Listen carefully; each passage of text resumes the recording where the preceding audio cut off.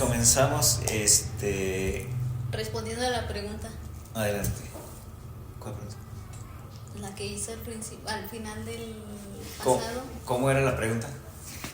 que si pueden romper el ¿El hielo? El sigilo sacramental. sigilo. Si se puede romper el sigilo sacramental en... No, si se puede romper... Bueno, había comentado usted si se puede romper el sigilo sacramental, entendí, Sí, como sí. en situaciones especiales. Ajá.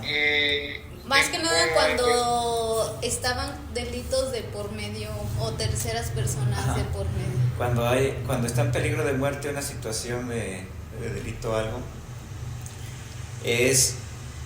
Bueno, primero, Ajá. respuesta. Fer, ¿tú qué dices? ¿Tú qué Mi dices? respuesta, perfecto. Según lo he estudiado Vamos. y las preguntas al decano de Derecho Canónico aquí en la universidad. Eso era lo que interrogué. queríamos. Sí, yo le dije, pregúntale a quien sea, pregúntale a quien quieras que te Sí, encuentres o sea, ahí. yo me dediqué a investigar y más primero, bueno, antes de darles mi respuesta, digamos, personal, que coincide a partir de lo que, información que recabé del Padre Marco, tal cual dijo, el sigilo sacramental de la confesión es estricta y absolutamente inviolable. El derecho canónico prevé que no existe ninguna causa ni circunstancia grave por la cual se pueda revelar. Quienes revelan información proporcionada en confesión incurre en delito que se sanciona. Desde la perspectiva cristiana, lo que el confesor puede hacer es discernir al penitente para que se retracte de cometer tales acciones. Atentamente, Padre Marco Antonio Huijón.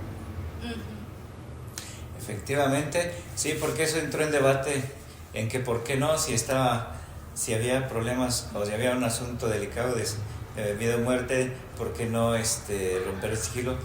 No se rompe No el se sigilo. puede. Porque no se puede, no debe, no puede, no. Esa es la razón. ¿Tú qué dices? Bueno, yo le había preguntado al padre Ciro y él me dijo que sí. Y yo dije, bueno, es que ya viene mucho lo moral, pero por eso también quería que estuviera, pero al parecer tuvo unas complicaciones. Pero después de todo lo leído, yo dije, no, o sea, no se puede, es inviolable. Es inviolable. Por los fundamentos que dice él mismo en el derecho canónico y por lo que sucede en ese sacramento. Exactamente, es inviolable. Es preferir morir que violar el sigilo sacramental. Aclaración, sigilo sacramental, porque está el sigilo espiritual. El sigilo espiritual, que tampoco podría romperse de una manera como lo hemos venido planteando. El sigilo sacramental no se rompe, el sigilo espiritual tampoco. Por ética profesional tampoco. Y porque el sigilo sacramental, ¿cuál es el sigilo espiritual? Cuando hay dirección espiritual. Hay dirección espiritual sin confesión. Solo hay de plática, dirección, y se puede decir de todo, sí, pero hay un sigilo no sacramental, sino espiritual. Sí. Exactamente. Y eso es lo que tenemos que tener también en cuenta, que está eso, el sigilo sacramental y el sigilo espiritual. ¿Sí? ¿Sí dijiste tu respuesta? Sí. Dijo que Fernando. no. Bueno, y ahora vamos a preguntar, ¿por qué no? ¿Por qué no? ¿Por qué no? No más, ¿por qué no? No, No. el documento de la Penitenciaría Apostólica del Vaticano, en ese tiempo de debate que se hizo esto sobre el sigilo, sacó un escrito, habla sobre la importancia del foro interno y el sigilo sacramental. Por eso se tiene que considerar el foro interno. ¿El foro interno qué cosa es? Pues no sé, pero suena muy bonito. No, el foro interno es precisamente lo que dijo Fer hace rato. Es, bajo ninguna circunstancia se puede revelar ninguna información de lo que en la confesión se dice del penitente. El foro interno, todo se queda en el foro interno. El sigilo sacramental es callar. Y en torno a eso, el documento habla de la gran importancia que tiene la confidencialidad. La confidencialidad es el sentido de unidad del que habla con el que escucha de manera sacramental. Allí hay una unidad que no puede romperse jamás. El círculo de comunicación interno sagrado que no puede romperse. Al revelarse cualquier información, el círculo se rompe. Y al romperse el círculo, la persona queda herida, destruida y demás. Así a vuelo de pájaro y rápidamente, es decir, ¿por qué no? Simplemente porque el círculo de la comunicación sagrada, es decir, el que habla y el que escucha, se hace una conexión de círculo sagrado, que entonces eso hace que la gracia se dé en el penitente. Si este círculo se rompe, se destruye a la persona penitente, porque con toda la esperanza del mundo vive la gracia y va con la esperanza de que toda su información que sacó se queda allí en ese lugar sagrado donde nadie la conoce más que Dios. Había un párrafo que se me hizo como que muy romántico, Sí. que decía, bueno, lo que pasaba en la confesión. Y decía, el sacerdote en efecto llega a conocer los pecados del penitente. Non ut homo sed ut Deus, no como hombre, sino como Dios. Eso quiere decir que la relación ahí en la confesión no tanto es la persona y sacerdote, sino que es la persona y Dios. Por eso es inviolable, porque no se está haciendo como persona a persona, sino se está haciendo persona Dios. Persona Dios. Y ahí vemos lo que decíamos en el capítulo de la reencarnación, veíamos la encarnación, que Dios se encarna en el sacerdote. Por eso digo, ay, qué romántico esto. Sí, más bien diríamos qué profundo, porque precisamente es eso, el sacramento de la reconciliación, el Padre Confesor se convierte en Cristo, o es otro Cristo el que escucha. No escucha en mi caso, no escucha mi humanidad, escucha mi ser de sacerdote. Ese es el que escucha al penitente. En cambio, el penitente habla su humanidad. Y acá no la escucha la humanidad mía, sino que la escucha la gracia de Dios. Es el que está escuchando al penitente. Por eso ahí no podemos hablar de esa violabilidad del sigilo. Sí, adelante. Bueno, creo que escuchando esto, que es bastante interesante y como menciona usted, muy profundo, ciertamente lo es, y me gustaba bastante un párrafo que hablaba sobre la violación a la dignidad de la persona. Y bueno, referente a este tema, esta semana pues me di a la tarea, la oportunidad de no solo preguntarle a un sacerdote, sino a varias personas qué opinaban del sigilo sacramental, como asimismo preguntarle a algunos laicos, bueno, que no viven una vida de iglesia como tal, y por lo cual tienen muchísimas dudas. Y en este caso, en cuestión de la confesión, pues yo creo que es todo un misterio. Muchas veces el cómo actúa el sacerdote, en el sentido de al momento de que se te confiesa algo grave que puede incurrir en algo moralmente alto en la sociedad, por ejemplo, el sacerdote en el seminario o durante su formación académica lleva como una instrucción de cómo aconsejar al confesor, al penitente, si se le llegara a confesar, no sé, alguna situación de grave como pudiera ser el homicidio. O sea, obviamente tomando en cuenta que somos seres humanos y que estamos sujetos a esta libertad y voluntad humana.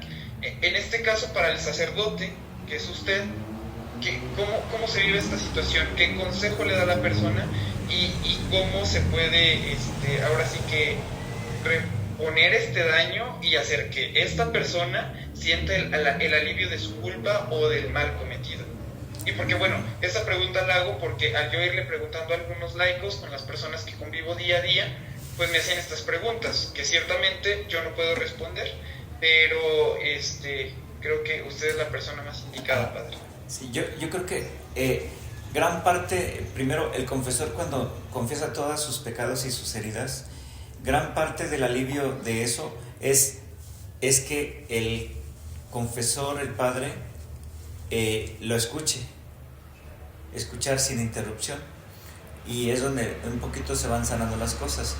Ahora, cuando el padre le da un consejo y que las cosas le pueden hacer de bien a la persona, el padre lo hace desde un aspecto espiritual de la Biblia. Si el padre recuerda algún salmo o alguna frase de la Biblia ya interpretada de una manera bien, como primero hacerle ver que el pecado te puede desgarrar, sí, pero hay una gran ventaja de que tenemos a un Dios misericordioso que nos levanta de lo más profundo y caído que sea, y le haces ver y entrar en razón en donde que a pesar de los pecados hay una fortaleza de fe que Dios pone en nuestros corazones para levantarnos, siempre y cuando haya voluntad, siempre y cuando tengamos ese corazón grande para poder abrazar y amar a Dios, ¿sí?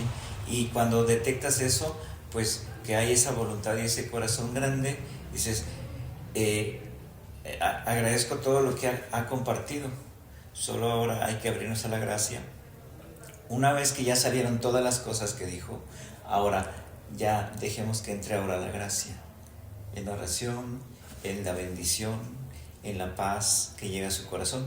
Y la paz de alguna forma va llegando cuando uno dice todo lo que quiera decir, cuando se desahoga, y eso el corazón va sintiendo como que un alivio, más si hay unas cosas que trae de culpa y las comparte, entra como en un alivio, más el padre le dice con un tacto más espiritual sobre la gracia de Dios, pues ahí es donde está el misterio, cómo la persona se siente restablecida.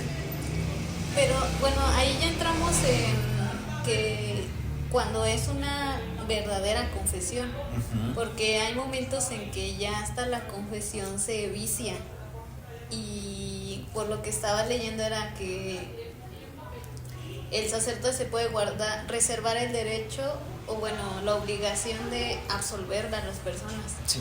Si ve que realmente no están arrepentidas de lo que hicieron, pues no, les puede decir no, pues sí, no te puedo absolver. Indudablemente tienen que ser los pecados, o sea, porque hay personas que llegan y te echan un choro enorme y no te dijeron nada.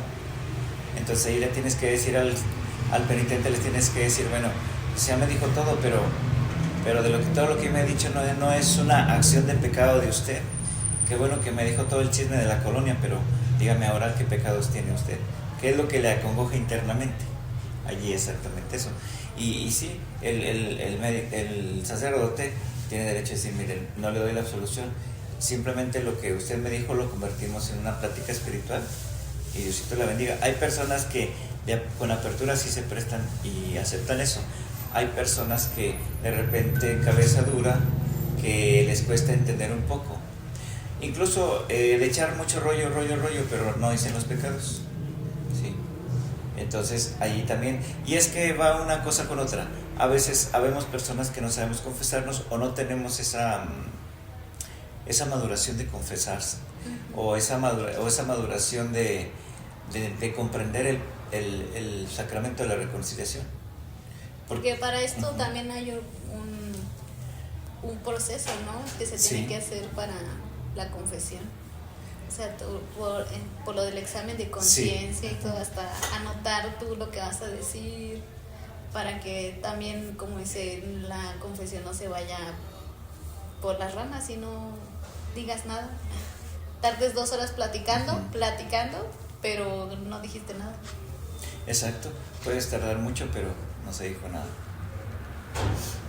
Yo creo que ahí lo que va a influir mucho es bastante como el decir, porque creo que a muchos, a la gran mayoría nos ha pasado y a la gente le sucede, que dices, bueno, primeramente pues qué pena, ¿no? Estar confesando estas cosas. Ajá. Y más porque comúnmente lo dicen en la diócesis allá de Tangamandapio. de Tangamandapio, ¿por qué me voy a confesar con alguien que es igual que yo, no? Sí. O llega a decir la gente, sí, pero yo creo que es justo, padre y Edith, porque entra esta situación el no reconocer al sacerdote como representante de Cristo. Y particularmente a mí me ha ayudado bastante eso a la hora de confesarme, el decir, estoy ante la gracia, estoy no ante el sacerdote como ser humano, sino estoy ante un representante de Cristo.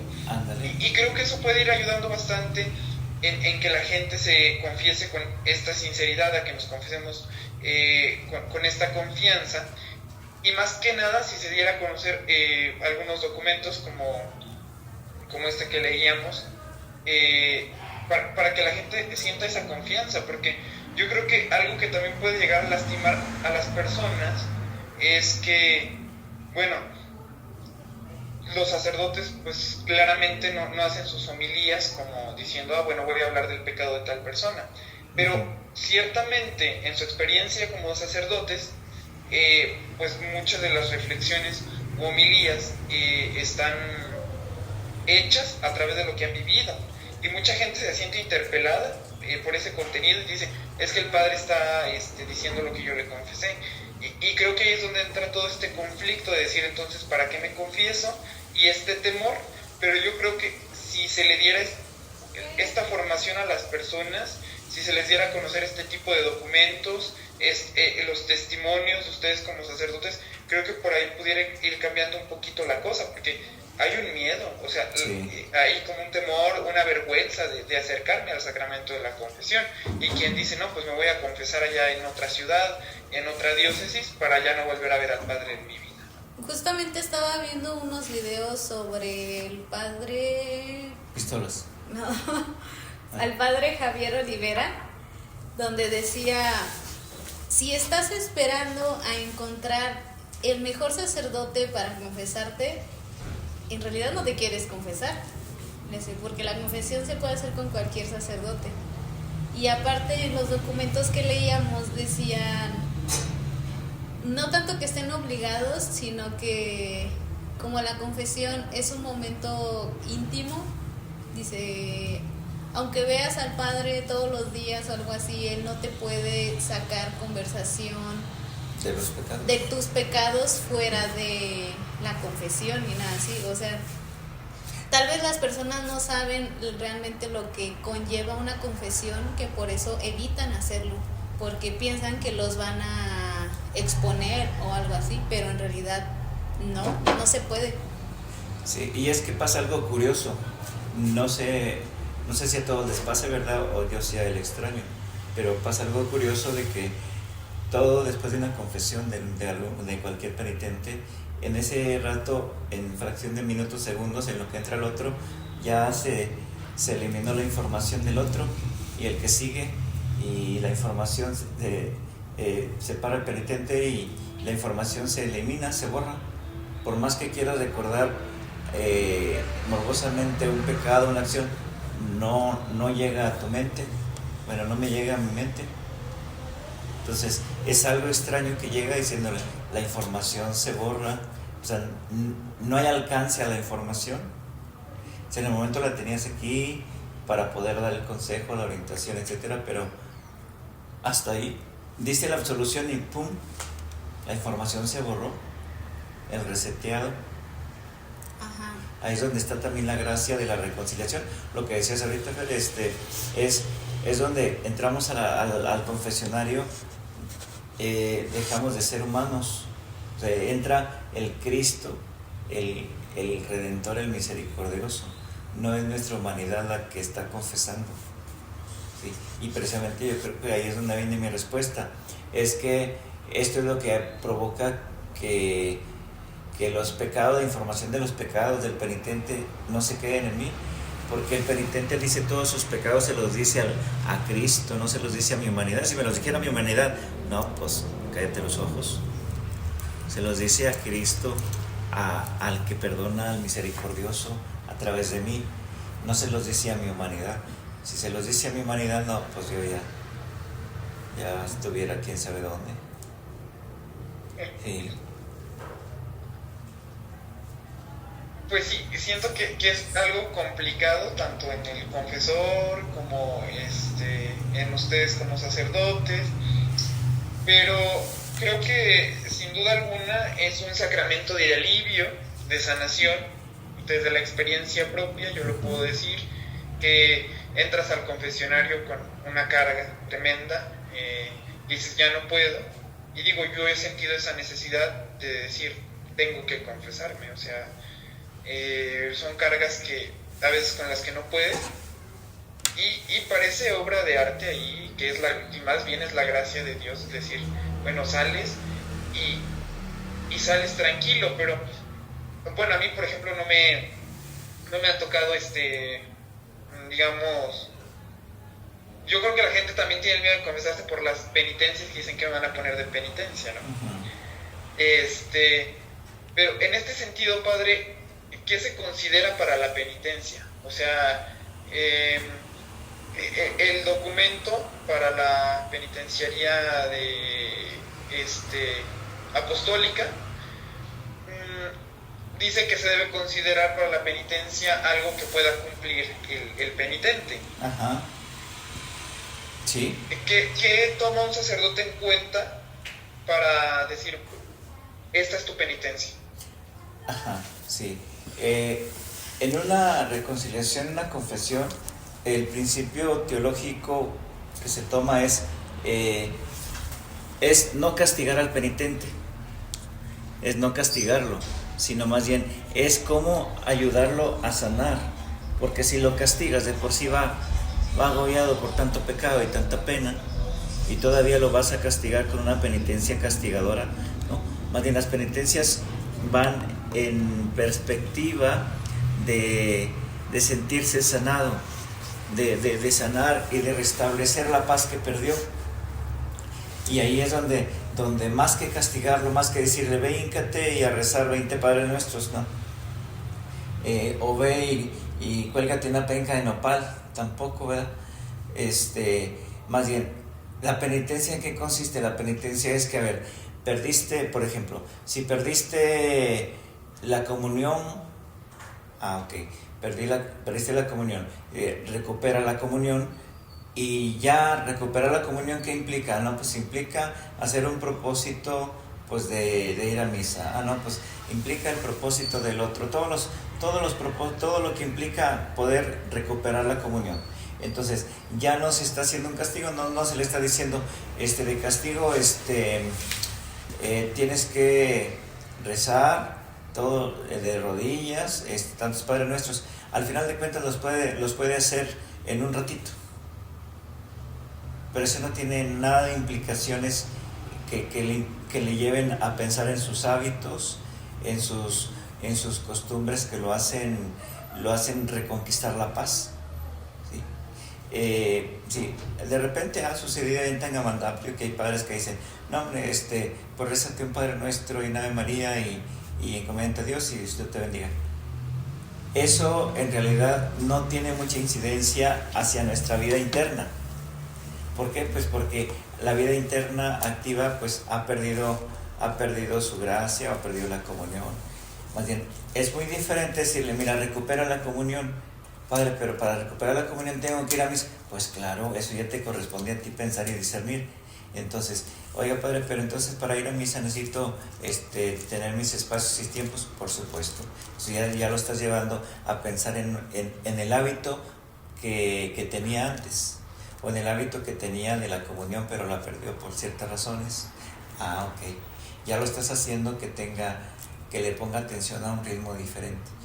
Y ya no está en un campo de castigo. El castigo es, pues como buen fakir, aquí voy a aguantar. Aviento 3 rosarios y aquí aguanto, bajo el sol. Y al final de cuentas, pues qué, pues nada. No, el hábito de la paz, pues nada. El hábito de la comunión tampoco. El hábito de la Eucaristía, pues menos, ¿no? Entonces, ¿qué es el hábito que recupera tu paz? ¿Sí? Que no te sientas castigado, sino que te sientas impulsado a luchar con la fuerza que te queda. Así es. Padre, ahorita que usted menciona esto, por ejemplo, me gustó que mencionaba como el regresar o vivir en la comunidad. Esto usted lo toma en cuenta a partir de que Jesús ofrece una sanación integral a la persona. O sea, al momento de sanar, cura el cuerpo y el alma, pero reintegra a la sociedad. O sea, vemos, por ejemplo, en los evangelios los casos, por ejemplo, de la mujer hemorroísa, que es excluida por ser una mujer impura, pero al momento de que es sanada se puede reintegrar en la sociedad. Así Eso es es tomado en cuenta al momento de absolver, de decir, reintégrate en la comunidad. Sí, reintégrate al hábito que habías perdido, reintégrate al hábito que te hace sentir la paz, sí. Efectivamente, por ahí va, y se va reconstruyendo la dignidad espiritual que de un momento se pierde o se deja de lado, se enfría o se tuerce. Sí. Entonces, para llevar una correcta confesión, ¿cuáles serían los pasos que usted Para una correcta confesión le diría a una persona que lleva muchos años sin confesarse? La correcta confesión, Ajá. primero es que reconozca sus debilidades, ¿sí? Y lo segundo es que esté consciente de que de todas esas debilidades que tiene, y al mismo tiempo que es capaz de reconocer también las cualidades que tiene sobre esas debilidades, ¿sí? ¿Para qué? Para que, reconociendo toda su grande debilidad, sabe que estamos siempre expuestos a la fragilidad. Pero esa fragilidad en el misterio de Dios nos hace fuertes en la gracia. Entonces, que reconozcan las dos cosas, reconociendo mi fragilidad, pero reconozco también mi grandeza. ¿Por qué? ¿Dónde puedo encontrar yo mi grandeza? Digo, a ver, si tiene 30 años sin confesarse, dígame, ¿le ha faltado de comer? ¿Le ha faltado la vida? ¿Le ha faltado? No, pues no, pues. Bueno, ¿le ha faltado aquello? No, tampoco me ha faltado. Bueno, ¿qué le ha faltado? Pues nada. Bueno, entonces, si usted no le ha faltado nada de parte de Dios, ¿qué le ha faltado entonces en relación a su debilidad humana? Ahí entonces, o sea, de parte de Dios no le ha faltado nada. Dios siempre lo provee. Bueno, tú ¿de qué provees a Dios? Ahí es donde muchos reaccionan y dicen, caray, de verdad, Padre, mire, Dios me ha dado todo, pero yo no le he dado recompensa de nada. Yo no le he dado en recompensa nada. Viéndolo así. Si no es que Dios me pida, no, pero viéndolo en manera justa, decir, a ver, Dios te ha dado tanto, ¿qué tanto le has dado tú? ¿Sí? Si llevas 30 años sin confesarte, bueno, esos 30 años, ¿cómo has visto a Dios? ¿Cómo has visto a Dios? ¿Y cómo lo incluyes en tu vida? No, pues yo me confieso con los nopales. No, pues yo me confieso donde siento que le falté a mi esposa, y pues yo en el monte le pido, ay Diosito, perdóname, ya, Dios, y de frente ahí al monte, y ya me siento confesado. O sea, sí, qué bueno que lo haces como terapia para que no sientas culpa, pero no estás viviendo el encuentro con el Cristo vivo que se requiere. Entonces los pasos son aquellos: reconoce tu fragilidad, reconoce la grandeza que Dios te regala a pesar de la fragilidad. Y lo tercero es que cómo acercarse con humildad al encuentro con Cristo. Desde la confesión puede ser, desde la oración, desde el Santísimo, desde cualquier ángulo, pero el paso ese es la oración. La oración que nos lleva a darnos cuenta de la magnitud de los pecados que a veces cometemos sin pensar. Es Sí, como la sensibilidad. porque es muy fácil, como dice, irse a confesar al monte. Sí. O sea, casi que sería lo mismo como internamente, pero ya cuando lo externas, como que pesa más. Sí. Le batallas más. Sí, le batallas más. Y además, si estás de frente a Cristo para decir tus pecados, por ahí hay un filósofo que se llama Heidegger. En su filosofía dice, cuando estoy de frente al otro, me interpela lo que yo soy. Y cuando interpela lo que yo soy, entonces me doy cuenta de lo que soy capaz de hacer para crecer. Pero hasta que estoy de frente al otro que me interpele. Entonces por eso aquí eso, llego ante Dios, ante Cristo representado en el Padre, en el sacerdote, me siento interpelado tan solo por su presencia. Y hay quienes se sienten tímidos, hay quienes se sienten con la humildad para decir, estos pecados tengo, y ansina soy.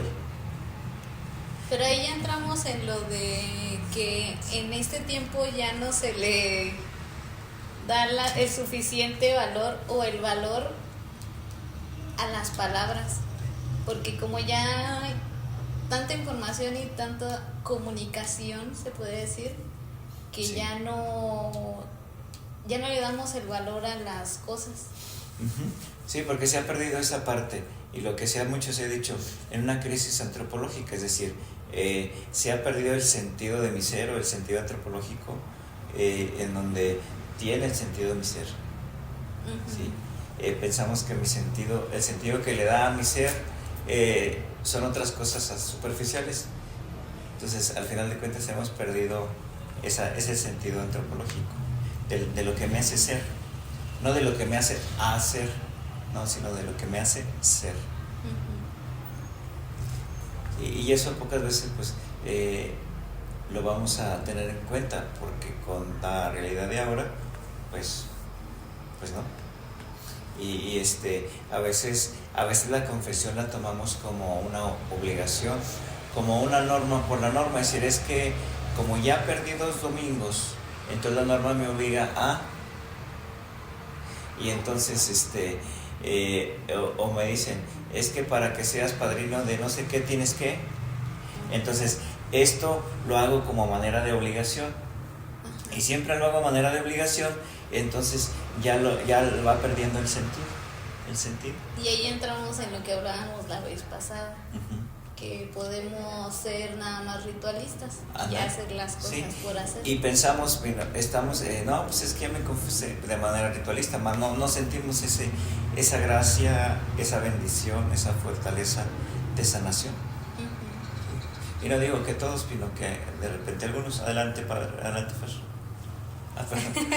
Padre Fernando. Bueno, Padre, en cuestión de esto, bueno, creo que hablábamos de la crisis antropológica que tenemos, problemas de identidad entre el hacer y el ser, y yo creo que aquí surge una pregunta importante que a mí me Pregúntame. Y es, ¿qué le dirías a alguien que no cree en el sacramento de la confesión? Uh-huh. Sí. ¿Qué le diría a alguien que no cree en el sacramento de la confesión? Yo diría, ¿en qué sí cree? Mira, me ha tocado confesar a personas que no creen en la confesión, y chavos como estas horas. Sí. Convertidos. Sí, convertidos. Chavos que dicen, con los niños no. Que chavos que dicen, Padre, yo me acerco con usted porque quiero platicar, pero es que mis papás me obligan que a confesar, pero es que me acerco con usted porque creo que usted me va a entender. Digo, bueno, ¿y qué te dices? No, pues es que me confiese, y empiezan a platicar. Yo les digo, bueno, ¿y qué es lo que has vivido tú realmente como vida que te ha hecho crecer? Y entonces ellos dicen todo lo contrario. No, mire, más bien, es que yo me he portado así y ya pero... Y empiezan. Digo, bueno, a ver, ¿tú venías a confesarte? Dije, no, Padre, yo venía a platicar con usted. Le digo, ¿te has confesado? ¿Has dicho esto y esto? Que son pecados. Digo, Padre, me dicen, Padre, ¿a poco eso es la confesión? Pues claro. O sea, tú me decías que no crees en la confesión por tales razones, y sin embargo lo vives, lo has hecho. Entonces yo le digo, en realidad, aquellos que no creen en la confesión, le digo, ¿en qué sí crees? Y a veces la confesión la tenemos así como que, ¿y qué le digo? ¿Me inventa los pecados o qué? No, sino simplemente es lo que ha pasado mucho con los chavos, platican cosas que dicen, esto jamás se lo había contado a nadie, ¿No se iría también más por el hecho de que están en el hasta no ver, no creer? De que como la confesión solo son, bueno, lo voy a decir así como que solo son palabras, pero ellos lo ven así como que solo son palabras y no el poder destructivo o constructivo que tienen esas palabras que se dicen en ese momento. Tal vez porque no es tangible lo que está sucediendo en ese sacramento y por eso no creen en él. Sí, sí, en otra ocasión también pasó así con alguien, dice, no, es que no creo en la confesión, bueno, por eso te digo, ¿en qué sí crees? No, pues yo creo en mi mamá y en mi papá, bueno, en ellos tú crees en ellos, ok. Dime, ¿hay algún acto tuyo hacia tus papás en los cuales te has sentido de la vil fregada? No, pues que sí, empiezan a deshojarse. Entonces, esa es la clave, es decir, ¿en qué sí crees? Y en lo más mínimo, por ejemplo, dicen, ¿tú crees en tu amigo? No, pues sí. Bueno, entonces, ¿qué actos has hecho que tu amigo no sabe y que si lo supiera te agarraba a patadas? Bueno, ¿qué has hecho que ha transgredido esa amistad y confianza? Pero él no lo sabe. Y entonces, pues ya les abriste el corazón. No se le estará queriendo dar en el yo nunca pido perdón, porque la confesión es eso. Ah, sí. Pedir perdón. Sí, es estar arrepentido de lo que has provocado. Entonces, cuando tocas esa parte más sensible, diciéndole, no, pues es que mi amiguísimo, sí, a ver, ¿qué acto has hecho que él no sabe? Imagínate si lo supiera. Entonces dice, no, pues es que he hecho eso y pues me arrepiento realmente. Ándale, bueno, esa es la confesión.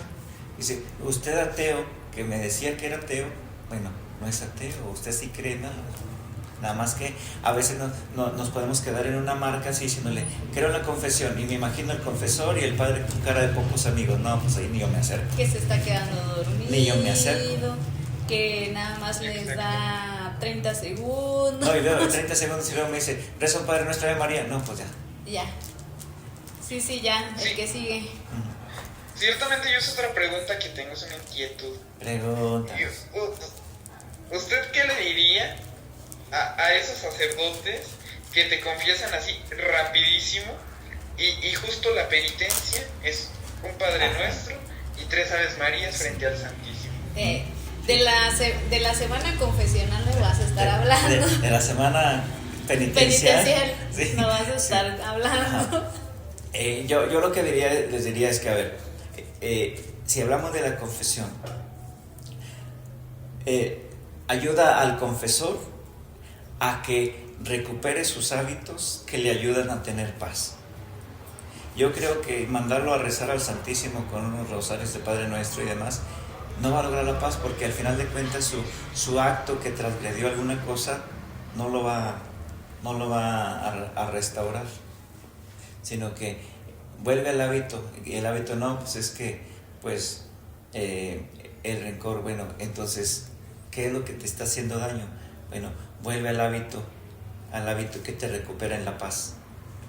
Allí ayúdalo a que recupere la paz que ha perdido. Es muy fácil perder la paz. Los seres humanos la perdemos muy fácil cuando andamos de urgencias y necesitamos una cosa y no la encontramos. Incluso el mismo celular, se nos extravía tras papel ahí y es urgente, no sé qué hacer, y pues ya nos empezamos a poner de mal humor. ¿Sí? Entonces rápidamente perdemos la paz. ¿Qué hábitos nos ayudan a recuperar la paz para tener un encuentro con Cristo? Ayúdenme a decirle a los confesores, ayúdenos a eso. Exacto. Bueno, yo por ejemplo, desde mi testimonio, creo que eso sí se puede contar, ¿verdad? Sí. Yo puedo decir que hoy en día, digamos, mi servicio pastoral, mi trabajo en la iglesia, es gracias a una penitencia. Que al principio lo vi como castigo, como decir, lo tengo que hacer. Obligado. Pero fue una penitencia de 1 año y aquí sigo.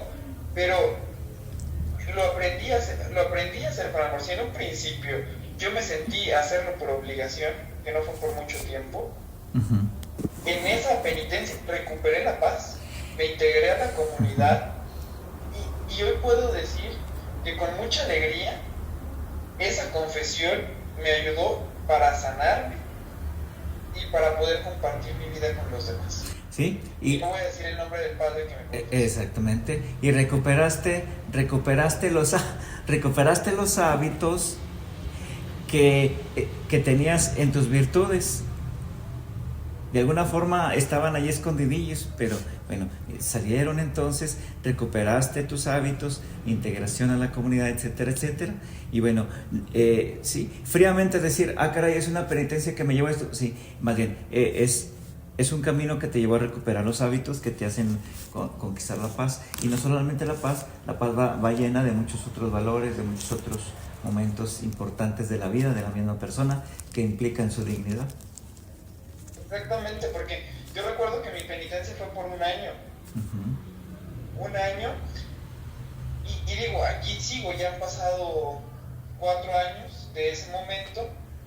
Y digamos que ha sido bellísimo, porque no solo cumplí la penitencia, sino que fui cumpliendo más momentos en los que se me permitió crecer, en los que se me permitió aprender y compartir, y realmente es algo bellísimo. O sea, yo le diría a los demás, y creo que confesarse es totalmente un acto de sanación, de paz contigo mismo, de paz con Dios y de paz con la comunidad.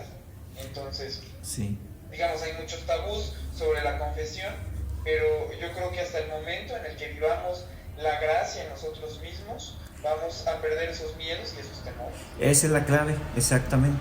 Ahí está la clave, no tenerle miedo a que la gracia viene a nosotros. Y tener paciencia. Mucha paciencia. Cultivar nuestra paciencia. Y cultivar la paz. Sí.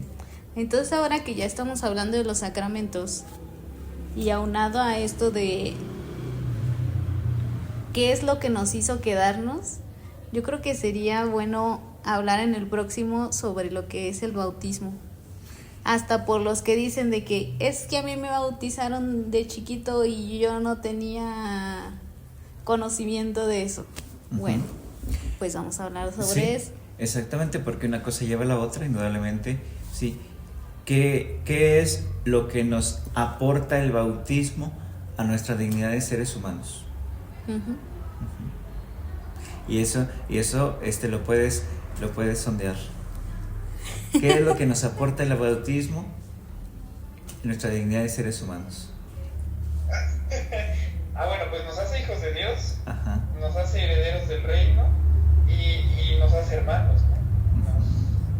Sí. Bueno, eso es lo que dice. Sí. Ya después, en esta semana, dedícate a indagar. Vamos a sondear por ahí las cosas para ver qué es lo que el común de los mortales dice. Voy a ir de esquina en esquina. Ándale, sí. Sí. Muy bien.